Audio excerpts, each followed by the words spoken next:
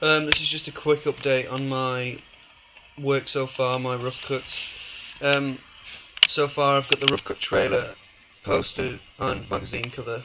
To start off with my poster, it shows the basic narrative outline, starting from the orientation of the characters. You meet the protagonist and you meet the aggressors. Um, and then the trailer slowly goes on to see, the relationship between the aggressors and the protagonist. And in the end, you can see the revenge. But what I haven't done is film the crucial part of the narrative, where the complicated action where he meets this new, this person, this guide that builds him mentally and physically. And I've got that ready for this weekend. I've got the camera book and I've got my actor ready. It's all ready to go. So hopefully after this weekend I'll have that footage and then I can integrate into my trailer. Um, what I really need in my trailer also is sound. I've got a bit of dialogue at the moment, but not enough. Um, and some of the sound I have does have background interference, like the wind and stuff like that. So what I'm going to do is I'm going to cut it so you can only hear the dialogue from them shots, and hopefully in the end some shots I won't even need some of that dialogue after because I'll be getting loads this weekend. What I also want is at the beginning I want the orientation, I want some more contextual knowledge. So what I want is maybe bring the whole concept of his dad not being at home into it, and that's why he's so weak and doesn't want to stand up for himself. And I'll show a few shots of like old pictures of my dad, so it works together. So it works well. Um, yeah. I've also been looking at a few bits of music, and but obviously I can't put this music in until I have the whole line of footage, because I really want it to work well. And sort of reflect the genre and what's going on in the scenes to promote emotional response and stuff. So I can't really apply what I found just yet, but it will happen. And I really think that social realism genre is shown through the use of dialogue.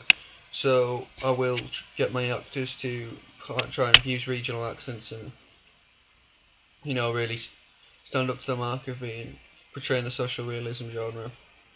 I mean, I have got it so far in the sense that it's in the northeast.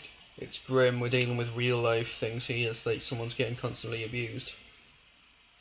But I can throw in more with my extra footage, like the friendly relationship between the protagonist and this new character who comes in, which will be really good.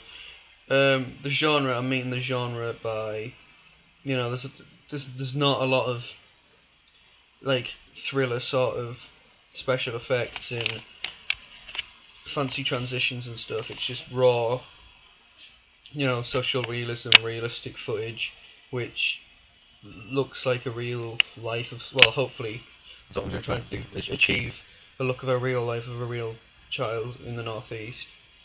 So that's what I'm trying to achieve. Thing is, it's a bit risky doing stuff like this because it makes it look like your trailer. It makes it look like the trailer. Well, not poor quality, but compared to like a thriller genre where people will be using impressive transitions and social realism, it doesn't often happen. So it's not that I can't do the transitions. It's because my genre doesn't need the stuff because I won't meet my genre, and this is half a big part of the marks often meeting the genre.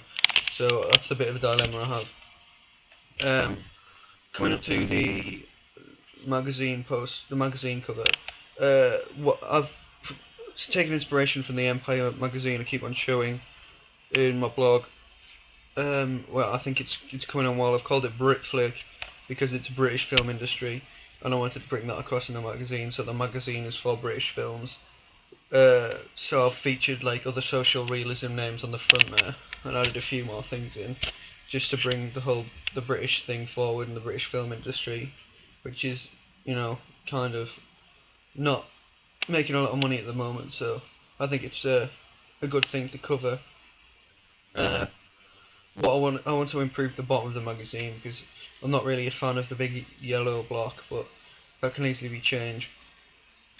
And when it comes to the poster, instead of using like images from, I don't know, a studio, I've done stills of some of my shots, so it makes it look, the acting and the emotion looks real, and it sort of gives away narrative information. You can expect to see things like this in the film. And the fact that my main character's to the top left with a sledgehammer, sort of leaning over the aggressors, it shows, it gives away narrative information in the sense that the reader will know that this character will do something to the characters in front of him, you know. And the violent, well, the red, which shows violent connotations, and the way the font is, the sort of comic, unfunctional sort of way the font is, unconventional is the word I'm looking for. You know, it suggests that something bad is going to happen. The red and the white work really well together. It's sort of the white. I think I'm going to put a white border into the box off. The box contain everything in the middle. It'll make it more like it'll be white, red, white, and it'll really drive attention from the reader. And I'm also going to put my other character in there somewhere, because I really like what I've done with the hard light effect on Photoshop. But with the black and white image, it really works with the gradient. It works in really well. And I'm going to put another character in there and sort of fade it all in, so you know all the characters are there, and I'm all making like you can sort of see the eyes and the faces. It just really will draw attention. Hopefully, I'm really working on that. So I know what I need to do next. I need to really crack down on the trailer, and I'm going to have that footage, and I'm going to try and weave it in all together. So hopefully it will go well.